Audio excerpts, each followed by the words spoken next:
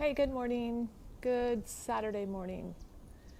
In fact, I was reminded of the date when I woke up and went, oh, what is today? November 10th. It's a pivotal day for me in my life because 14 years ago today, my mom, how to say it? I've always kind of said it. She woke up dead. We found her dead this morning 14 years ago. And it was, I have to say, up to this point and still to this day, that was the hardest day of my life. But in retrospect, that's exactly, I'm so thankful that that's how she went because she lived until she died, and that's exactly what I want to do. So anyway, I am actually in Puerto Vallarta, Mexico. We're here. Tomorrow's our anniversary. That's the other thing is it was the day before our anniversary. So that's why it's also a very connected date for me and my firing and wiring of my brain. But anyway, so we're here for a couple weeks, and this is our view. It's so beautiful. Yeah, I love it here. We're actually in Nuevo Vallarta or Puerto Nuevo, something like that. It's not exactly Puerto Vallarta. If you can see way out there, those buildings, that's downtown Puerto Vallarta. But what's so cool here is you get the mountains. It's a haze. It's hot here. It's been really hot, I guess, and I think it's going to maybe cool down. There's guys fishing right here in the river. So the river inlets here to the ocean. So the ocean is there with an amazing beach. That's great. And the mountains. And I don't know if you can see what I see exactly. But anyway, let me give you some wisdom when I thought about one of the things my mom, I have thought of this in so many instances in my life, and it came from my mom. In fact, I just saw it in my memories.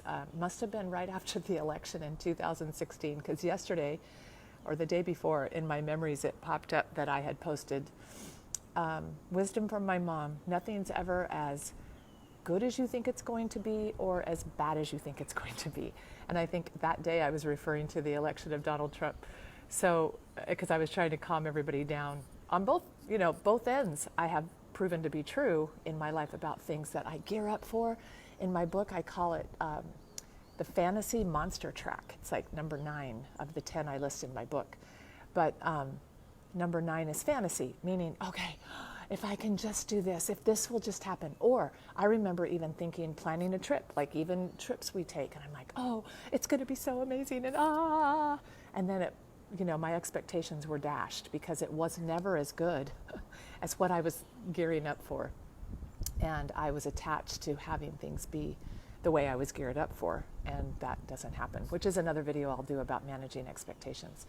But in terms of nothing is ever as good as you think it's going to be, especially if you're living in okay, if this happens, then I'll be happy kind of place. Like, okay, if I can just lose this much weight, then I'll be good.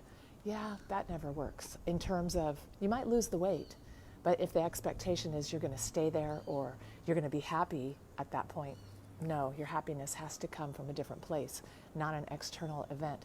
And the same with nothing is ever as bad as you think it's going to be, because most of the fear lives, in what's happened in the past. We're going to bring it forward. We're going to project to the future, and then our survival brain gets all, about all the possibilities that could go wrong. And then when you actually experience it, it was like, well, that wasn't so bad. Yeah, so too bad you wasted all that energy fearing and worrying about it, because anyway, that's the wisdom from my mom this morning that I hope I still live with. I hear that nothing's ever as good as you think it's going to be, especially if you're in fantasy. And that's why just live in the now as much as you can. Just notice how much your thoughts go to regret, anger, resentment, guilt, shame. Those are things that happened before.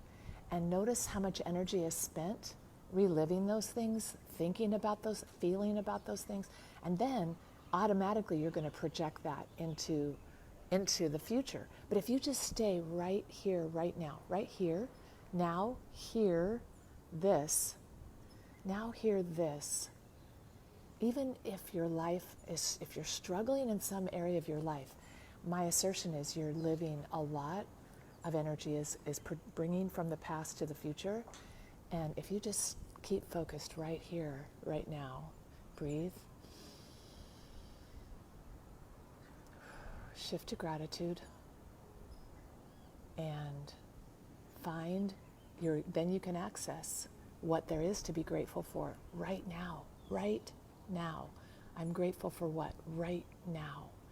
And I have done this when I've had pain in my body. I have done this when I've been in conflicts in relationships. I've done this when outwardly there's so much turmoil. It's hard to find this place.